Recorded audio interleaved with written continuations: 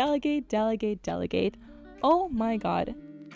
This notebook is literally the cutest thing ever. Like, are you looking at this? This is giving like Regina George, Barbie, anything and everything I would have wanted when I was 12 years old.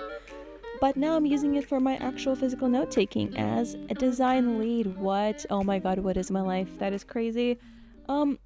I guess to preface this video, to give you guys some context, I wanted to have a sit down and share a little bit of my experience of what it was like to hire a design team of over a dozen people in a span of one summer and lead an entire social media campaign, make a rebranded website, come up with new branding. I guess to give you guys a little bit of context, I have started a position where I'm leading a design team of over a dozen people, and it's been really fun. It's been crazy. It's been everything and anything I would have wanted.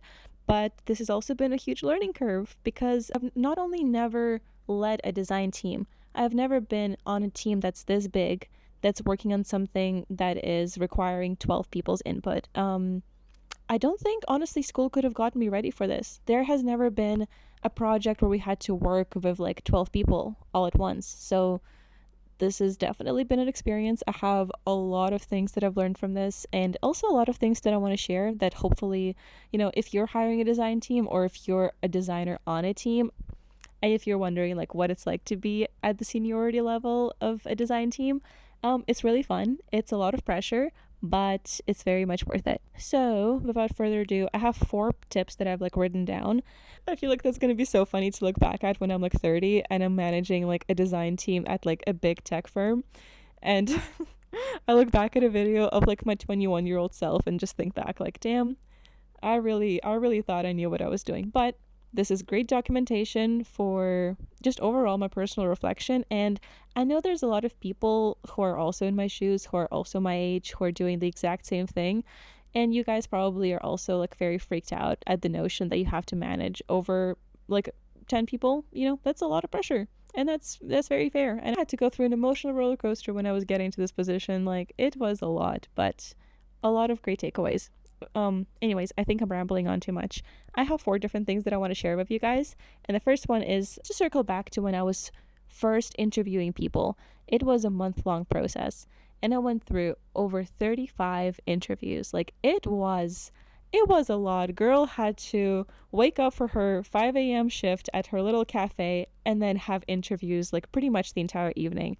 They were all very similar. I was asking very similar questions. By the way, I do have some resources that I have listed in the description box below of some of the questions that I asked during my design interviews, and also websites that I referenced for getting inspiration for those questions. So some of those can be very personalized, right? Like if you're hiring somebody who needs to have a lot of graphic design experience, I would totally make them, show their portfolio and some of their graphic work, and just to see if they have the eye for the aesthetics and style and accessibility, like all of those things play into being a good graphic designer.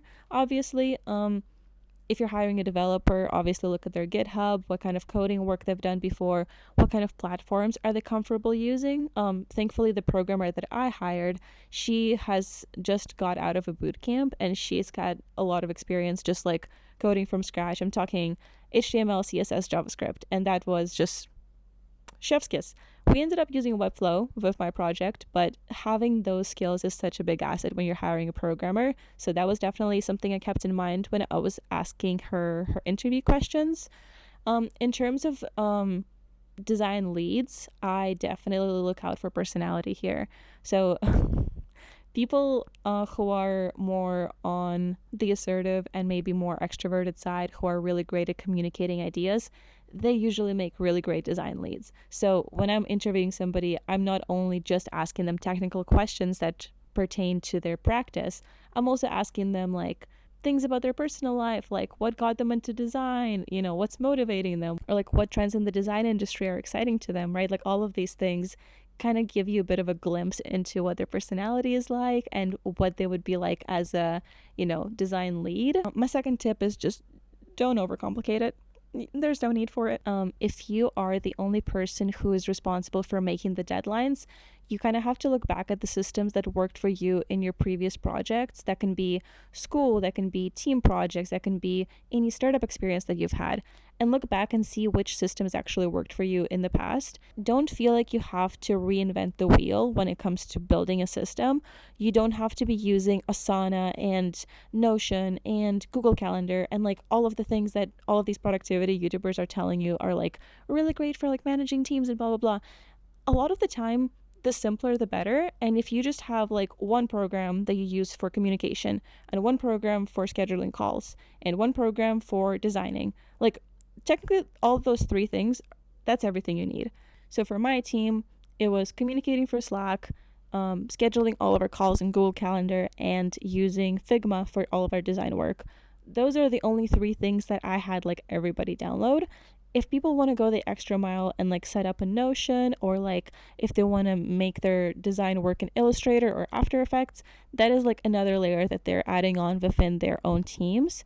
I would say minimize the learning curve that everybody has to go through in the beginning of a project, because that just takes away so much of the headache. Like you can just even ask them like, hey, have you used Slack before? Cool, awesome. Everybody's kind of familiar with it. Like 9 people out of 10 are familiar with it. Like, let's just go with this. So that's my second tip. Don't overcomplicate things, because it's not necessary. And just simplify your life and make everybody's life easier.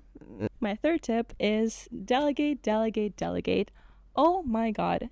I think as a senior person on a design team, it's your responsibility to communicate what is expected from every single team member and answer any questions, schedule the calls, make sure everybody's on the same page, make sure that things are getting done.